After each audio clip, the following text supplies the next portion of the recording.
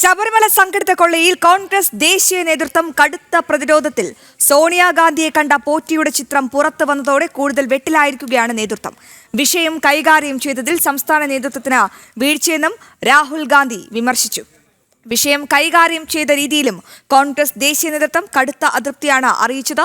വിവരങ്ങളുമായി ജിഷ്ണു കൃഷ്ണൻ ചേരുന്നുണ്ട്. ജിഷ്ണു, ശബരിമല സ്വർണ്ണ കവർച്ച അത് ഒരു അന്താരാഷ്ട്ര സ്വർണ്ണ കവർച്ചയിലേക്ക് തന്നെ നീങ്ങുന്ന ഒരു സാഹചര്യമാണ് നിലവിലുള്ളത്. പ്രത്യേകിച്ച് ED എത്തുകയാണ്. അപ്പോൾ ഈ കോൺഗ്രസ് ദേശീയ നേതൃത്വത്തിനും ഇതിൽ പങ്കുകൊള്ളുന്ന തരത്തിലുള്ള വ്യാപക വിമർശനങ്ങൾ ഉയർന്നു. പ്രത്യേകിച്ച് സോണിയാഗാന്ധിയെ കണ്ട പോറ്റിയുടെ ചിത്രം അത് വലിയ രീതിയിലുള്ള ഒരു തലവേദനയാണ് കോൺഗ്രസിന് സൃഷ്ടിച്ചിരിക്കുന്നത്. എങ്ങനെ പ്രതിരോധിക്കാനാണ് നീക്കം?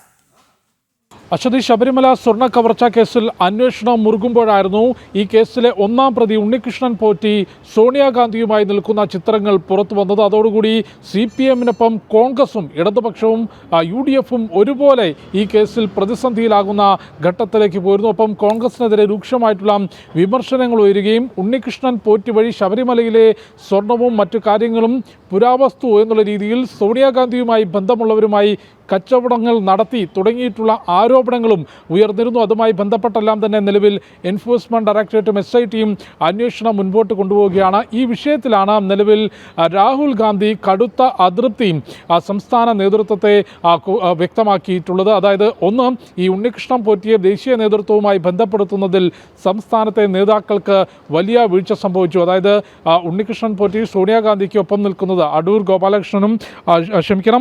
പ്രകാശും ആന്റണി MP-യുമായി ആണ് ഈ ഉണ്ണികൃഷ്ണൻ പോറ്റി സോണിയാഗാന്ധിക്കൊപ്പം നിൽക്കുന്ന ചിത്രങ്ങൾ പുറത്തു വന്നത്. അത്തരത്തിൽ നേതാക്കൾക്ക് വലിയ വീഴ്ച സംഭവിച്ചു. നേതാക്കളുടെയും ദീർഘദർശനമില്ലാത്ത പ്രവർത്തനമാണ് സോണിയാഗാന്ധിയുടെ പേര് ഈ വിഷയത്തിലേക്ക് വലിച്ചിഴയ്ക്കാൻ കാരണമായത് എന്ന വിമർശനവും അതൃപ്തിയുമാണ് രാഹുൽ ഗാന്ധി മുൻപോട്ട് വെച്ചിട്ടുള്ളത്. ഏതായാലും കേസിൽ CPM-ഉം കോൺഗ്രസും ഒരുപോലെ പ്രതിക്കൂട്ടിലേക്ക് എത്തുകയാണ്. അന്വേഷണത്തിൻ്റെ ഒടുവിലെത്തുമ്പോൾ എൻഫോഴ്സ്മെന്റ് ഡയറക്ടറേറ്റ് ഉൾപ്പെടെ കണ്ടെത്തുന്ന കാര്യങ്ങൾ നിർണായകമാകും. ഒപ്പം നിയമസഭാ തെരഞ്ഞെടുപ്പ് അടുത്ത പശ്ചാത്തലത്തിൽ ശബരിമലയിൽ വിശ്വാസത്തെ ഹനിച്ചുകൊണ്ട് ശബരിമലയിൽ സ്വർണ്ണ കവർച്ച നടത്തുന്നതിന് CPM-ഉം കോൺഗ്രസും ഒരുപോലെ കൂട്ടുനിന്നു എന്ന വിമർശനവും രാഷ്ട്രീയ ആരോപണവുമാണ് നിലവിൽ കോൺഗ്രസ് നേരിടുന്നത്. അതുകൊണ്ട് തന്നെയാണ് കടുത്ത അതൃപ്തി രാഹുൽ ഈ വിഷയത്തിൽ സംസ്ഥാന നേതൃത്വത്തെ അറിയിച്ചത്.